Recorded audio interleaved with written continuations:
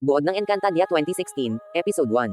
Sa unang episode ng Encantadia, ay isinalaysay ang mundong ito simula sa kaharian, mga Encantado, at ang kanilang pakikipagsapalaran. Sa episode, ipinakita ang pagbagsak ng Etheria, ang paghati ng Inang Brilyante, at ang mga responsibilidad ng mga kaharian.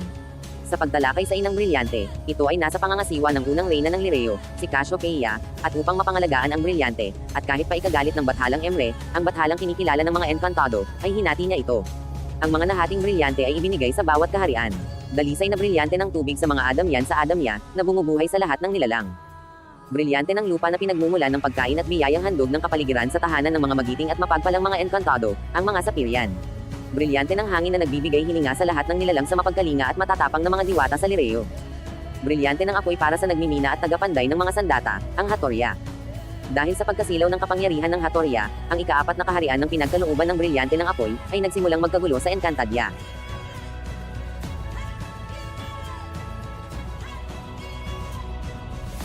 Kaugnayan nito sa makabagong panahon. Responsibilidad sa kapangyarihan.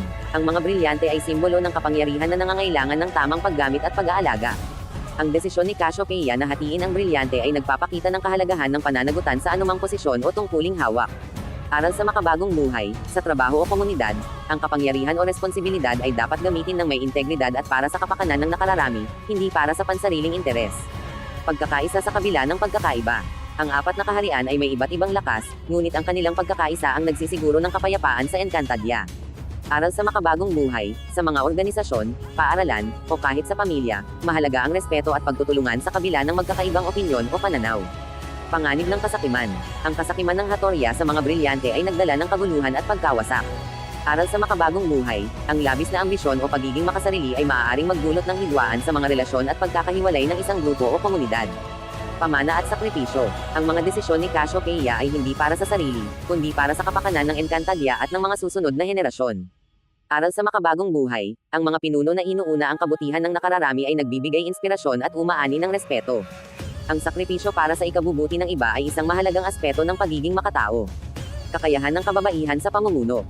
Ang reyna ng Lireo ay isang simbolo ng lakas at karunungan ng kababaihan sa pamumuno. Aral sa makabagong buhay, sa kasalukuyan, ipinapakita ng mga kababaihan sa iba't ibang larangan na kaya nilang mamuno at gumawa ng pagbabago sa lipunan. Kaugnayan sa makabagong panahon.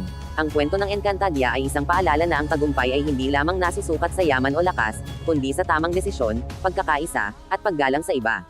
Sa mundong puno ng kompetisyon, dapat nating tandaan na ang tunay na kaunlaran ay nangyayari kapag inuuna ang kabutihan ng lahat.